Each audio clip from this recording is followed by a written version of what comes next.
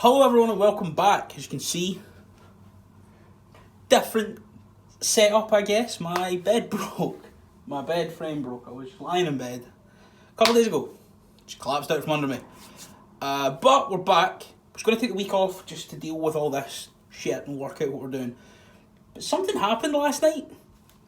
Don't know if you heard about this little upstart company called AEW, but they did something last night. They had the best episode of TV I've seen for any company in a while.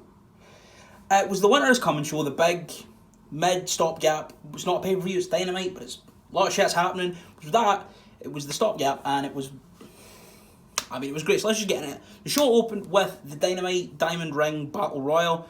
The winner, the current holder is MJF. He's been having that whole thing for a year. The winner of this then owns the ring. I'll just go through some notable stuff. The first person to go out was Isaiah Cassidy, which I found weird. Big shotty Lee Johnson, he got thrown around a lot by big boys. At one point, Hangman Adam Page helped John Silver and Alex Reynolds get an elimination, and they all celebrated together. Then Matt Hardy eliminated John Silver. Just got booed out of the building. But then soon after, Hangman Page was thrown out and caught by the Dark Order like he was Jesus. He threw him back up and he sprung in and buckshotted Mark Wayne out of his boots. And it was great. Orange Cassidy eliminated Kip Sabian, who got mad and made a rookie mistake of pulling him out under the bottom rope. And then him and Miro beat up Orange Cassidy. And then Miro continued to get back in the ring. It came down to Miro, Wardlow, MJF, Sammy Guevara, Jungle Boy, and Orange Cassidy on the outside. At one point, the Inner Circle and Miro were going to form an alliance and take out Jungle Boy, because they're all bad guys. But no, the Inner Circle started beating on Miro, who just hulked up and threw the three of them off. And then went at it with Wardlow. But the three of them did eventually eliminate him. Then Sammy and Jungle Boy had a little back and forth, and Jungle Boy had it with all of them. But then he was up on the top rope with Jungle Boy on the turnbuckle, and MJF just pushed him out to make sure that the ring is coming back to the Inner Circle. But then they realised Orange Cassidy was still there. They go out, bring Orange Cassidy in the ring. He only bloody fires up and wins the Battle Royal. Orange Cassidy now has the Dynamite Battle, or the Dynamite Diamond Ring. And we'll be defending it next week against MJF. This match was great. I loved it. After the bell as well, Miro and Kip came back out to jump Orange Cassidy and the best friends, but it was all sort of broken up and nothing could really happen. But that's what I love about AEW Battle Royals. All the stories going in. One thing I forgot to mention is Sean Spears and Scorpio Sky didn't get in immediately. They just stayed outside and looked at each other. There's no fighting for the sake of fighting. Everyone's helping their friends, or everyone's trying to neutralise the biggest threat, or everyone is fighting their rivals, Kip and Orange Cassidy. And then the Inner Circle, the Ascension of the Inner Circle was allowed to bloom. It was so good. It was really good. It was a brilliant opening to the show. After that, then we had the first match ever between Chris Jericho and Frankie Kazarian. And this match was really good. But it was more about everything else. So Jericho came out with Hager and Ortiz. Frankie Kazarian just came out by himself. And Kazarian and Jericho went on had a really, really good match. One that you wouldn't think, I mean you would think if you've been watching, but you know the fact I think Frankie's like 43, Jericho's 50. Just two guys who have been in the business for so long. Honestly, two of the best. And they really showed that here in this match. But it was really building towards a big angle at the end. Towards the end, Kazarian locked in a deep Boston Crab Walls of Jericho type move after honestly getting the better of Jericho most of the match. Every time he would start to get the upper hand though, Hager and Ortiz would get involved. The usual story from Jericho these days. But he had him in this crab for about a minute or two. And then getting close to the ropes and Kazarian pull him back in. Get close to that and Kazarian pull him back in. And then MJF, Wardlow and Sammy Guevara came out. And MJF had a towel. He was getting ready to throw it in. Just as Jericho got the ropes though, Sammy snatched the towel off him. And Jericho looked up to see Sammy Guevara standing on the ramp with the towel ready to throw it in for Jericho. Shortly after that, there was a couple counters, a couple reversals, a couple ducks, and a big old Judas effect to Frankie Kazarian. And Jericho picked up the win. But then immediately, the Inner Circle just started scrapping. Everyone wanted to fight MJF and Wardlow and Sammy, and it was all shoving and pushing and kicking and screaming. And then Jericho grabs a mic, he just pisses off and he grabs a mic and he's like, listen, next week the Inner Circle are going to have a meeting and an ultimatum. If we can't get on, the Inner Circle is done. And this makes sense. Jericho doesn't need the Inner Circle to keep making money. He just is in the Inner Circle and he likes everyone there. But he doesn't need to be tied to them, so everyone else in that situation has to work it out for the sake of their careers and storyline. And I love this. It was so good. I'm excited to see where this is going. I think, the story was like very silly at the start, but now it's ramping up and becoming, what it obviously was always going to become. And it's been great. Alex Marvez was backstage with the Young Bucks now, talking to them about their match next week with TH2. And then they just go, hey, Marvez, remember that time we super kicked you? Remember that? Well, anyway, TH2, yeah, they're bad men, they hurt our friends, they beat them up, they're just dicks, fuck them, we're going to beat them. And then the Acclaimed walk in, the new tag team that was just signed. It's Anthony Bowens and I cannot remember, right there, Max Caster and Anthony Bowens. They walk up and they review the Young Bucks book. Kind of all rap. It was weird, it was fun, I enjoyed it. And then TH2 just jumped the Young Bucks. Everyone started throwing hands. One of the Acclaimed shouted World Star. And then Kazarian and Daniels ran in for the save, throwing hands. And as Emmett pointed out, it's not the best way to deal with talent relations, is it, Christopher? But honestly, I like this. It shows TH2 in a more serious setting.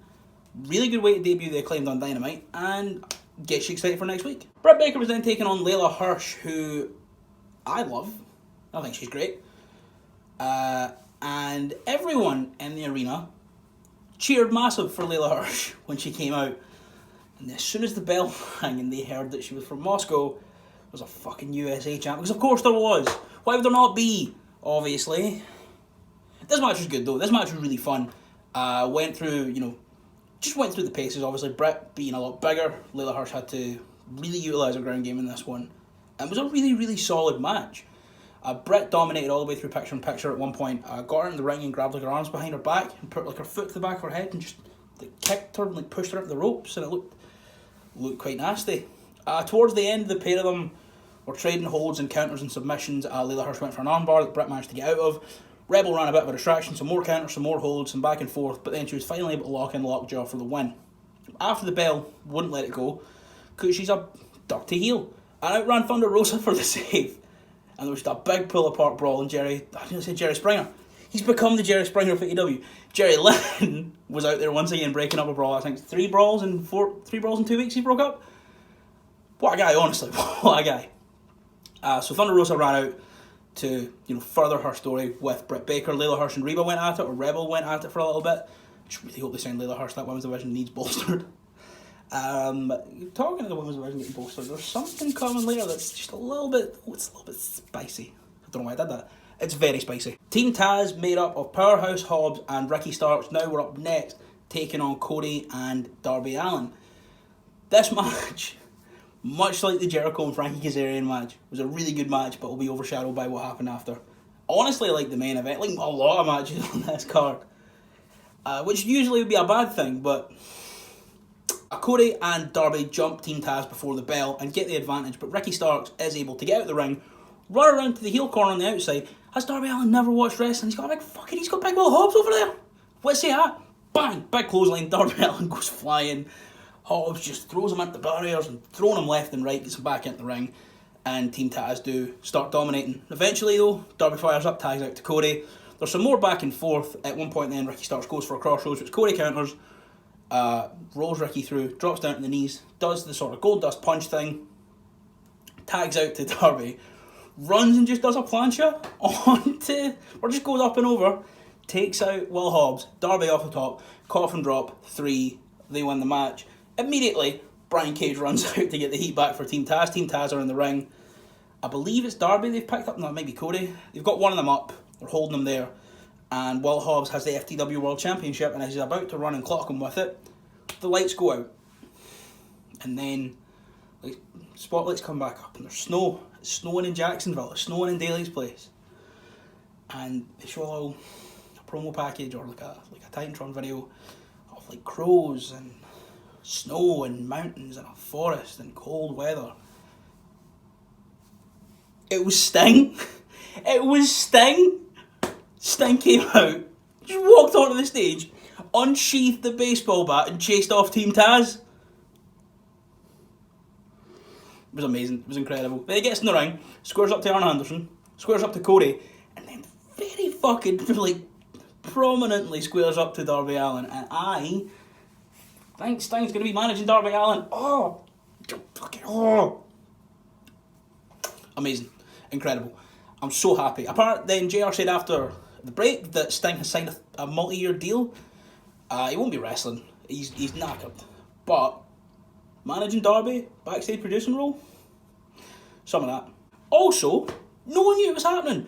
No one in the building knew it was happening. I hadn't seen anything about it on Twitter. Apparently the talent didn't know until he showed up at the venue that he was going to be on the show. Just must have been in the rafters, just hanging out. No one even seen him around Jacksonville. He was just hanging out in the rafters. One final stop before the main event, and Alex Marvez is talking to Hikaru Shida backstage, and he says, you're wrestling Abaddon. Abaddon has made it clear that she wants a shot at the women's title. What do you have to say to that? And Shida goes, I'm not scared. Abaddon thinks she's scary, she thinks she's tough, she's creepy, she's this, she's that, but I'm not scared. And then there's a noise, and Shida goes, oh, fuck me, what's that?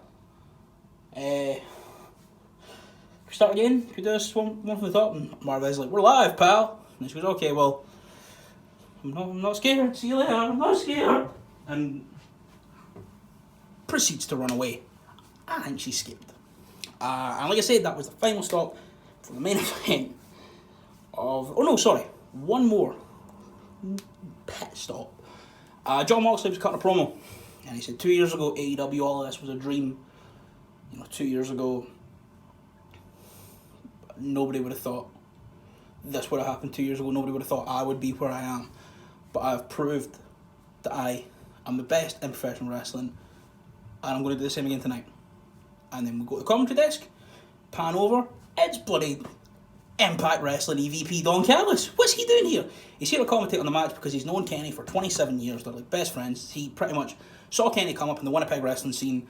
He's his good friend, much like when he was there at Full Gear. And when I saw this, I turned and I said, I was like, this might not lead to a working relationship, but this is good that there's cross-pollination and everyone's saying, look, there's more wrestling. You can go watch it here. Don Callis is here. He works for that company. Chris Bay is going to go do the New Japan Cup. You can just, it's good. It's really good to just do stuff like this. But it was a little bit more than that, wasn't it? So we'll just go through the match. It was a fight. It was a fight. The first 5 to 10 minutes were a little bit slow. A little bit, sort of trudging. But it made the end of the match so much better. As it did pick up, just Kenny was doing his usual thing of just being quicker and hitting a lot of knees, but it's Moxley just eating them, absorbing them, and coming right back. At one point, Moxley brings 2 chairs into the ring, just sits them down, and they sit across from each other and they start slapping each other. But then they just start punching each other, and it looked like they were just throwing shoot potatoes at one another. It was amazing. Towards the end though, Mox is, because this is a fight, this is Moxley's game, and Moxley is just eviscerating Kenny. At one point though, he does go for a suicide dive, and Kenny just jumps and catches him out of midair with a V-trigger. Incredible.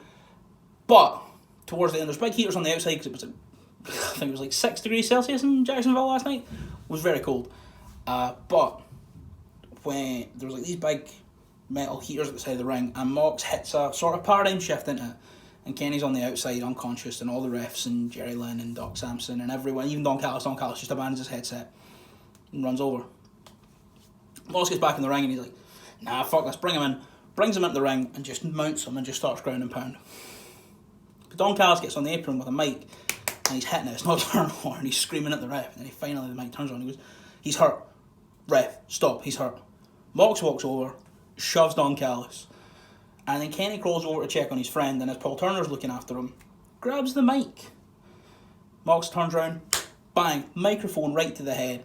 Moxley's now bleeding, picks him up, one-winged angel. Kenny Omega is the All Elite Wrestling World Heavyweight Champion. But we're not done. Oh, we're not done. Don Callis just grabs him and they fucking hightail it all the way through the back, and a camera's following them. Running. And then they get to the car park. And Alex Marvez just appears from behind the van, so maybe he's having a passion. He was like, oh fuck, something can't zip up. Runs out. And he says, Don, what are you doing? Where are you going? Why have you just hightailed it with the AEW World Heavyweight Championship? And Don Callis says, find out on Tuesday. Do you know what's on Tuesdays? Fucking Impact and AEW. As I am just essentially an Impact and AEW channel, we eating good. We eating good this weather. And Marvez is confused and he goes, why Tuesday? And he goes, it's not going to be on TNT, it's going to be on Access TV, on Impact Wrestling. And then they just get in the limo and fucking zoom off. And oh my god, as you can tell, I'm so excited. The match was great. The angle afterwards was even better. And overall, this might be the best episode of Dynamite I've ever seen. Maybe the best episode of Weekly Wrestling TV I've ever seen. Just the best from start to finish. Going to strength after strength after strength after strength after strength. Sting is here. Great match with Layla, Hirsch and Britt Baker. Orange Cassidy won the fucking diamond ring. Oh, and an Impact in AEW working relationship. I said I was just going to make this video this week and recover and then do my rambling on Monday and my list on Tuesday. But I strike with irons hot. Tomorrow, there will be a rambling video. The day after, there will be a list video, all pertaining to this Impact AEW merger. So check in tomorrow for my full thoughts, a full just rant about all this stuff. Yeah, that was my review of AEW Winter is Coming. I hope you enjoyed the video. If you did, leave it a like and a wee comment to let me know that you liked the video. Any ideas for like rambling videos or list videos, also leave some comments there. Subscribe if you haven't, obviously. And if you know anyone who likes wrestling, just say, look, this is a guy on YouTube, he also likes wrestling. He's a bit annoying, but he talks some sense. Maybe you think I don't talk some sense. Maybe you go, laugh at this dick. Either way, get him to subscribe, get him to watch the videos. I really hope you enjoyed it. And oh, before I go, I had 100 subs. Yesterday, I had 100 subs. So a massive thank you to all you guys out there watching the video. I know this came right at the end. But yeah, thank you to everyone, especially Casey from AM Hoops and Ryan118. But yeah, that's all for now. I'll see you tomorrow, and goodbye.